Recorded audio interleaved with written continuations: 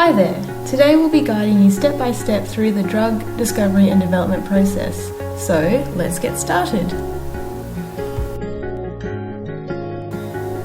Firstly, in the drug discovery process is target validation, which will take you up to 2 years and anywhere from $1 to $15 million. A small biotech company will be on the lower end of this cost scale, whereas a big pharma company will be at the higher end.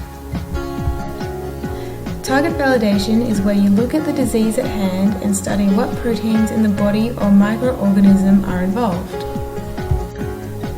The main key is to understand the protein pathways on a cellular level and identify the relevant proteins and their role in the disease. Pinpointing a particular protein, you can then run high-throughput screening such as computational chemistry to rapidly screen chemical compounds to find those that bind to the identified site, kind of like a key to a lock or a hand in a glove.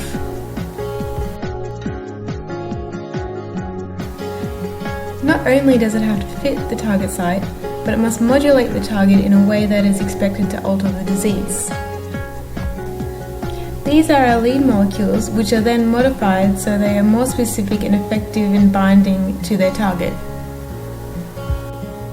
Having already pumped millions of dollars into a potential drug compound, a patent, which is an exclusive set of rights of the intellectual property to the inventor or representative, would be a smart thing to apply for and will prevent anyone else from stealing your invention.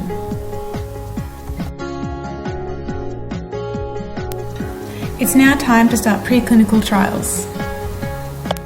When you plan and initiate your preclinical trials, there are regulatory requirements such as good laboratory practices or GLPs that must be considered and carried out.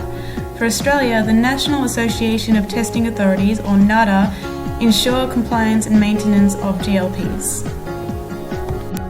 So now you're NATA accredited, time to start on those preclinical trials, which can take you anywhere between 3 to 5 years, up to $25 million, and involves at least 2 animal species such as a mouse and a rabbit. During these studies, you will predict how the drug is absorbed, distributed, metabolized, and excreted, as well as the toxicology, meaning the safety of the drug, how the drug affects gene mutation, if it is cancer-causing, and if it has any impact on reproduction. It may shock you to know such tests were not always mandatory. In the 50s, thalidomide made it onto the market as an effective treatment for respiratory infections. As what they thought was a pleasant additional side effect, it also alleviated morning sickness. What they didn't know, because they never initially tested it in preclinical trials, was that it also caused severe birth deformities in newborns, something they only found out after pregnant women being prescribed with the medication began to give birth. Strict preclinical requirements are now in place to avoid any such disaster taking place. Along with preclinical trials, the manufacturing process of the drug begins to take place under good manufacturing processes, or GMPs, to ensure the quality of the therapeutic drug is of the highest standard. Once you've completed your preclinical trials, you now must submit an application to the regulatory authority in order to initiate clinical trials on human subjects. In Australia, this is known as a clinical trial notification and is submitted to the Therapeutic Goods Administration. Now we're on to clinical trials. Starting with Phase 0, 10 to 15 healthy human subjects are administered a very tiny amount of the drug called microdosing. This will not have a therapeutic effect, it is purely to detect if the active ingredient behaves in humans the same way it did in preclinical trials. Also, if there are several drug candidates, it helps determine which one is the most suitable to continue on. In 2006, an antibody TGN-1412 was tested on 6 healthy human volunteers in Phase 1 of clinical trials after passing preclinical stages. Having been administered a dose 500 times smaller than the safe amount found in animal studies, all 6 human volunteers suffered life-threatening conditions including multi-organ failure. This called for the change in clinical trial structure and planning. In Phase 1, which will take you another 1 to 2 years and up to $1 million, 20 to 80 healthy patients are tested to determine their bioavailability and pharmacokinetics. as well as the side effects and safety, as clearly from the TGN 1412 example, this can be different in humans compared with animals. In Phase 2, which will take another 1 to 2 years and up to $100 million, 100 to 300 patients who have that particular disease are tested to determine the drug effectiveness and also to find any safety data or side effects that may be different in patients compared to healthy volunteers. The optimal dose and how well the drug works at this prescribed dose are also found in this stage.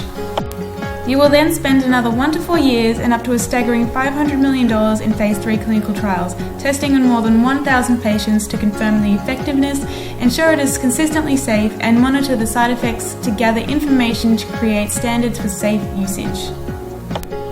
It also needs to be confirmed to be better than current treatments in some way, whether it be more effective, safe, have less side effects, and so on, or else there is no point and your drug won't make it to market.